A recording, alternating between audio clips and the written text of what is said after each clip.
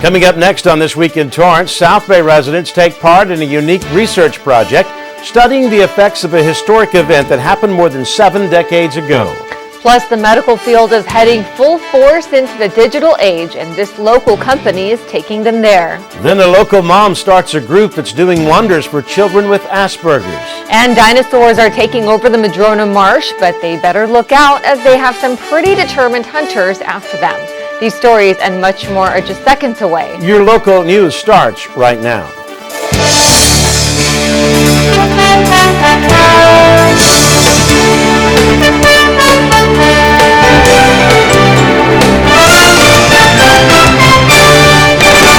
Hello everyone and welcome to This Week in Torrance. I'm Jin Chun. And I'm Ben McCain. Thanks for joining us. Here are your top stories.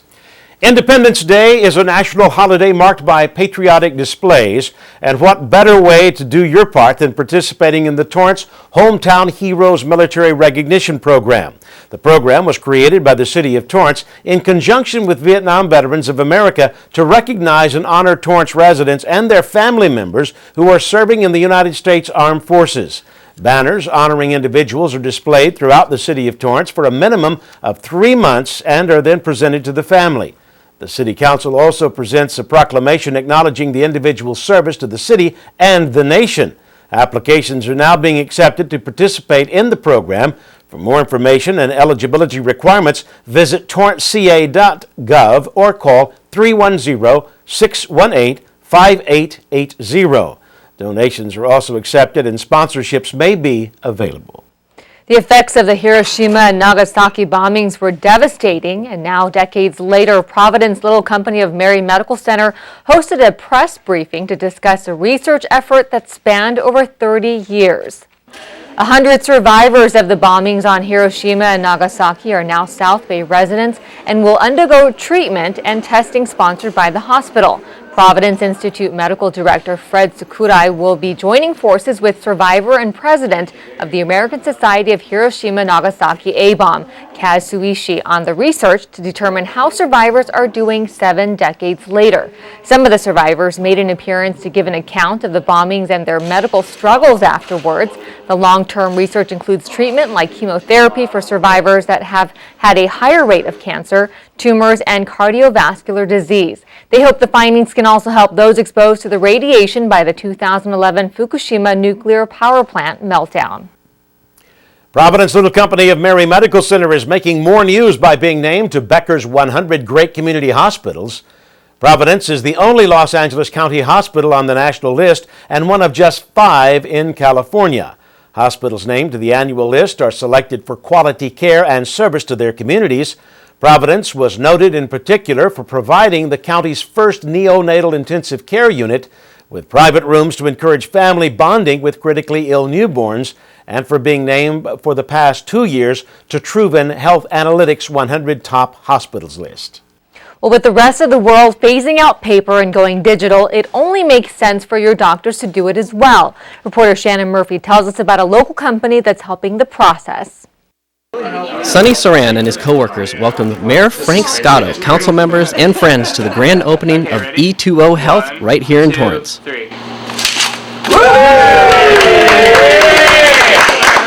E2O Health is a unique business helping the medical profession enter the digital age. We help doctors go paperless, and we help doctors improve their efficiency to provide better care to patients. And as Bill Slater explains, going paperless has huge advantages. The fact that healthcare records will be much more secure, that anybody can share them anywhere across the world. You don't have to fax people's information to get someone to get treatment. It also improves the quality of healthcare overall. E2O started in Pasadena just under 4 years ago, and Saran, who is also a resident of Torrance, couldn't be more happy with the move. It's exciting to be in Torrance because Torrance has a huge amount of healthcare community. Huge, large network of provider groups, large hospitals like the Kaiser Little Company of Mary. And what grand opening wouldn't be complete without the presentation of certificates and recognition by city officials. Torrance is very, very pleased when any business decides to open the city of Torrance. And high-end, high-tech, which is really fantastic because you give high-end jobs to people that you can employ. So we're very, very pleased because, let's face it, everybody talks about turning around the economy, how things have got to get better, but it's never going to happen unless people have work or jobs to go to. And so we're very happy that you chose to come to Torrance. For This Week in Torrance, I'm Shannon Murphy. Thanks, Shannon. For more information, go to e2ohealth.com. Councilmember Susan Rillinger officially resigned from the Torrance City Council due to health reasons. Rillinger was elected to the Torrance City Council on June 3, 2008, and currently serves as chair of the Transportation and Naming of Public Facilities Committees. She has been active with the South Bay City's Council of Governments, the Governmental Affairs Policy Group within the Chamber, and South Bay Area Chambers of Commerce. Rillinger is an alumnus of Leadership Torrance and served as Torrance Police Department's first female sergeant, lieutenant, and captain before retiring in 2002. Rillinger stated she is heeding medical advice to reduce the level of stress in her life and will be relocating to a small town on Cape Cod for at least the next year. The mayor and city council members were back in session this week. Here's an update on the latest meeting. With the resignation of Susan Rillinger, there is now an empty seat on council. The mayor and council have decided to fill the position within 30 days by appointment. To do so, applications will be solicited with appointment by council nomination and votes on those who have applied. Now, if you are interested in applying for the seat, here are some important deadlines to be aware of. Notices and applications will be available beginning Monday, July 8th at the front counter of the city clerk's office and online. The deadline to turn in your application is Wednesday, July 17th, and on Tuesday, July 23rd, City Council will appoint the new council member. While Rillinger's term was through June of 2016, the interim appointment will last only until June of 2014. The remaining 2 years on the term will be placed on the June 2014 ballot for election. The Del Amo Fashion Center is in the beginning stages of a massive facelift, and Chuck Davis, the Senior Vice President of Development for Simon Property Group, was at council to present the transformation design. The first taste of Del Amo's new look will be seen towards the end of the year when they unveil a fully redesigned food court. This will just be the beginning, as the plans call for the north portion of the mall to be demolished. In its place, a new 2-level mall will be built out to a new Nordstrom on Fashion Way. The project is expected to be completed by the holiday season of 2015. You can catch replays of this week's council meeting right here on CitiCABLE 3 on Time Warner Cable or Verizon Fios Channel 31 every Wednesday, Thursday, and Thursday at 10 p.m. and Friday, Saturday, and Sunday at 10 a.m., 3 p.m., and 8 p.m. You can also watch online at torranceca.gov. The story of World War II hero and Torrance icon Louis Zamperini is getting closer to hitting the silver screen. At least 3 actors are rumored to be on the short list to play Zamperini as a young man in the film Unbroken, the much-anticipated film based on the life of the World War II hero. The film is based on Laura Hildenbrand's best-selling book and is to be directed by Angelina Jolie. The film is planned to include Zamperini's years as an Olympic track contender in 1936 through his World War II POW experiences. While it has not been confirmed, many actors are said to be considered for the role, including Ryan Gosling, James Franco, and Jake Gyllenhaal. Filming is expected to begin later this year in Hawaii. It's hunting season and the Madrona Marsh is preying on dinosaurs. You heard that right, dinosaurs. Here's Deja Charles with the story. This may just be a coloring page of a dinosaur, but for those here at Madrona Marsh, this historic guide may be coming to life. 5-year-old Jonathan Duarte Lopez is going to be an archaeologist, or as he says, a dinosaur scientist.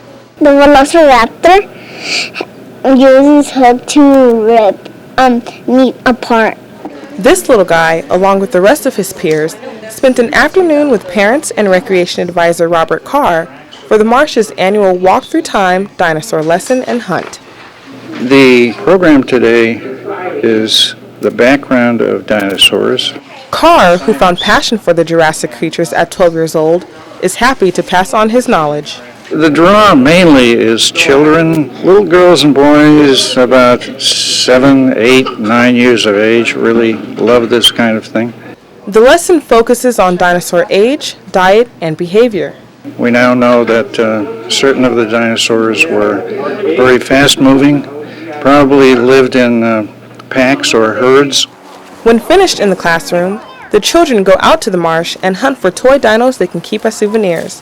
An activity Lopez's mother, Anna, says is done often. My house is already full. Dinosaur here, dinosaurs everywhere.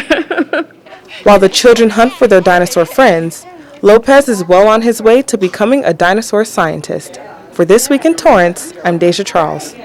Thanks, Deja. The Marsh offers 2 other activity programs dedicated to dinosaurs, focusing on where they came from and bird and dinosaur linkage. To find out more about these programs, you can check out the Madrona Marsh website at friendsofmadronamarsh.com.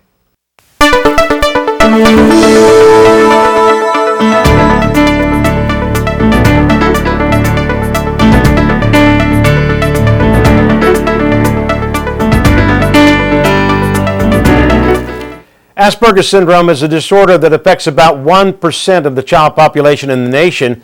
Many times it's common for these kids to feel left out of certain activities, but a Torrance mother is doing something to change that.